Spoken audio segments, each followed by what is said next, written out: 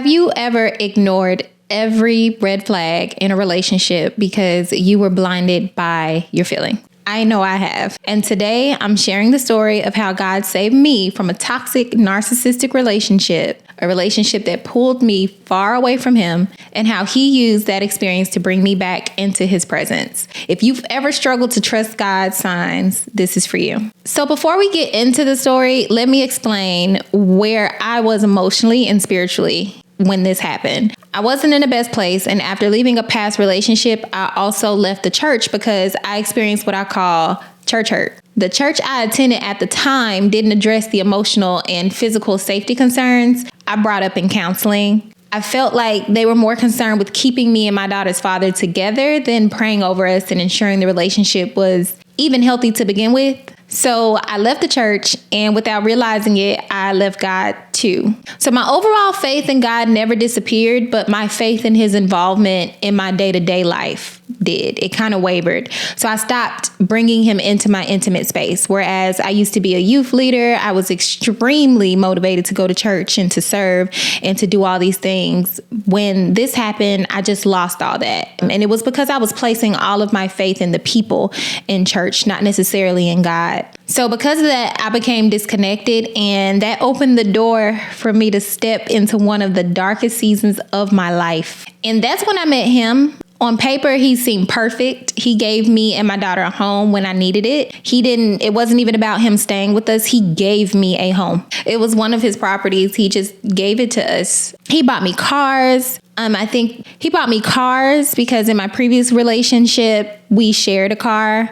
We were together, had a daughter together. And so I did not have a car. And in looking for one, he just bought me one. He actually bought me 2 cars and put down the deposit on a 3rd car within the course of this relationship. And he basically did everything people say a partner should do to make you feel secure, but it was all physical. It was all based off of what he could provide. And I didn't realize it at the time, but it was love bombing. He didn't show me a lot of himself emotionally. There was not a lot of emotional availability. It was all fun, trips and going out, and it was weird. The relationship ended up happening out of obligation. I convinced myself that I owed him my loyalty because of all the things he had done for me. If you don't know, that's kind of one of the early indicators that you are in a relationship where somebody is using narcissistic tendencies or manipulative tendencies to get your attention, get your time,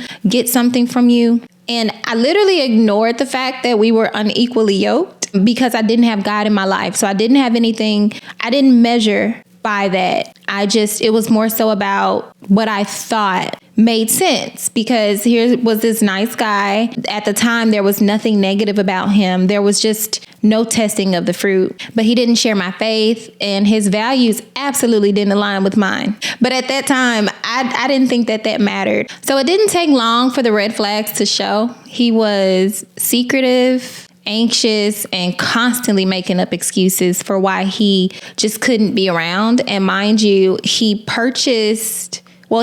gave me the place to stay in the beginning. And then I moved into another apartment where he insisted on paying the rent at that place. And this is about 2 years into the relationship. And then by the 3rd year, it was about us finding a place to move into together. And he never was at home. It was just him having the place and paying the rent, but he was never there. So anyways, he claimed to always be busy with work, but his actions did not add up. And I started having dreams and visions, and just things would come into my spirit. I didn't have a daily prayer life with God anymore. So these were a lot of things that I was just rejecting and took it as me having anxious, irrational thoughts versus it being actually from the Holy Spirit. But my body knew something was wrong. I felt heavy and anxious every time I was around him, and I just couldn't place it. I went to therapy thinking I was the problem.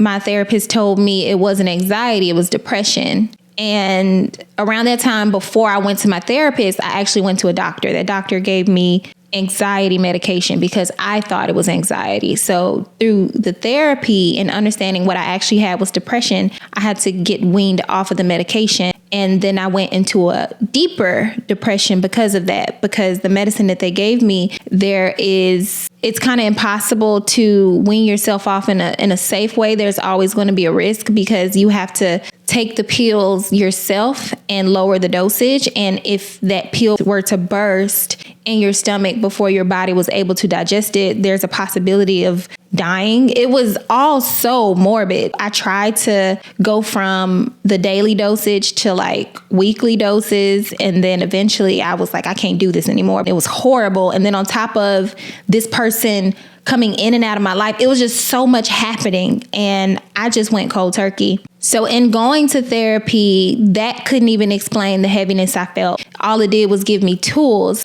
I didn't realize then, but I was being spiritually attacked. And on top of that, this man was a master manipulator. This man had other women. And anytime I questioned him, he gaslit me into doubting my own reality. And he would blend the truth with lies so seamlessly that I didn't know what to believe. And when I finally communicated to him about what it was, he would play the victim and threaten to harm himself to keep me from leaving. So after those 3 years in the relationship, we were moving into the fourth. I basically truly hit rock bottom. My emotions were all over the place. I was completely disconnected from God. Now, mind you, around this time, I had felt this extreme level of guilt.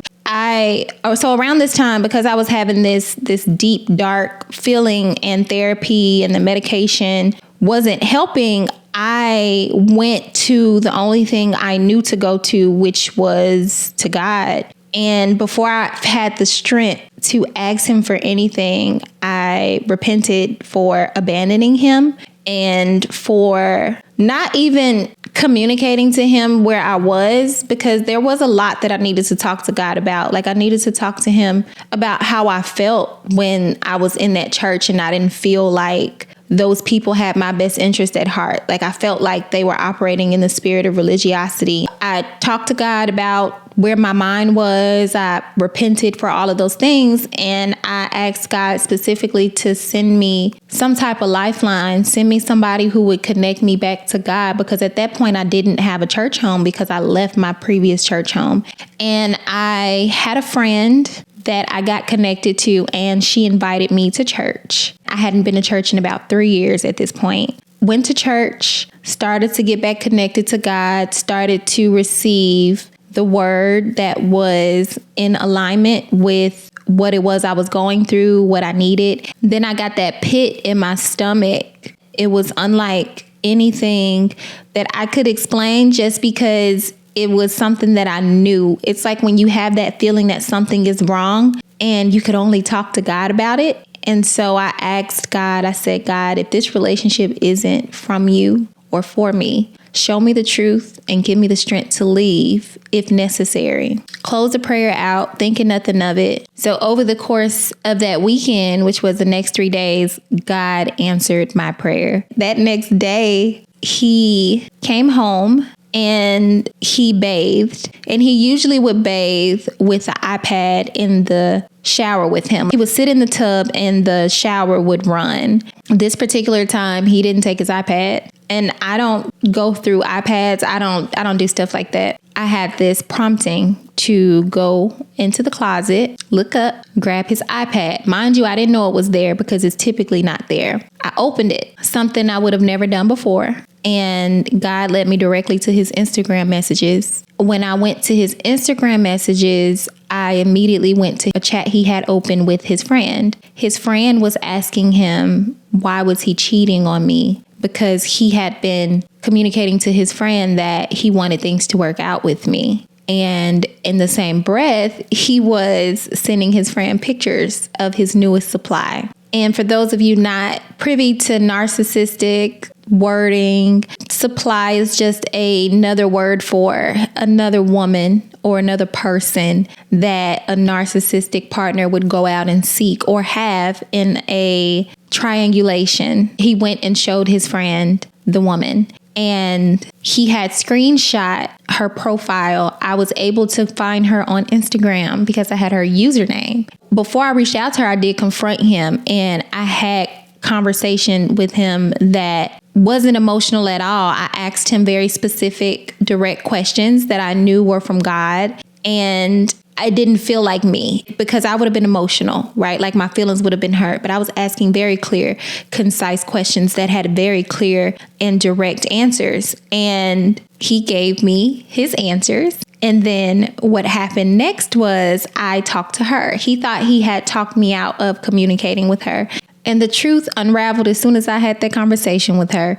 She told me they'd been dating for a month. She shared details that confirmed everything I had been feeling, the lies, the manipulation, and his double life. I still to this day have those messages. It was painful, but it was the clarity that I needed to leave. And as I reflected on our conversations, I realized that God had been showing me the truth all along through all of the revelations that I had received, the visions. Like I would have the craziest realizations, and I thought that I was going insane. I thought that I was just insecure and I was imagining things, but I don't have a history of being insecure. I don't spend too much extra time in my partner's life in second guessing what he says because I always had a tendency to think that people were as truthful as me. So I'm not second guessing what you're saying, and I'm thinking everything I'm feeling is about me. So this experience taught me so much about emotional attachment and spiritual discernment. I ignored all the signs because I was too focused on what I felt. I let my emotions override what God was truly showing me. And the Bible tells us in Proverbs chapter 3, verse 5 through 6, trust in the Lord with all your heart and lean not on your own understanding. I was not doing that. I was leaning on my own understanding, and it led me into a relationship that was never meant for me. And this situation taught me that patterns matter. His actions, the secrecy, the gaslighting, the manipulation, it all proved who he was. I allowed my submission to my feelings to blind me to the truth, and God had to truly intervene to open my eyes. So deliverance for me in this moment, it started with that prayer.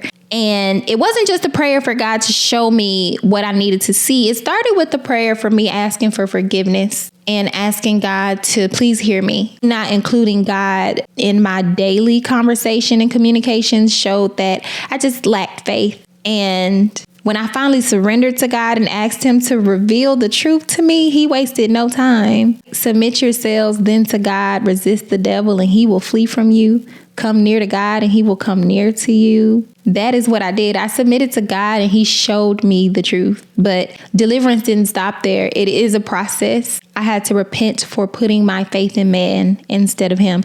I had to rebuild my relationship with him through prayer, journaling, and studying his word. And truthfully, I also had to understand the pattern, because this was a pattern with me. This was a situation where I used God to help me see it and get me out of it. But there was a pattern that existed. So this is just a reminder that God does not leave us even when we leave him. He was with me through all of that, and he was just waiting for me to turn back. And when I did, he did not just set me free. He restored my faith and reminded me that he cares deeply about every little detail of my life. So if you're in a relationship that feels heavy, or if you're struggling to trust what God is showing you, let this be a reminder. Trust him. Pray those tough prayers. And when he reveals the truth, have the courage to act on it and trust that he has the ability to take any sadness, over expression or exertion of energy and to heal you. But we also have to remember that our emotions were given to us by God, and those things that we feel,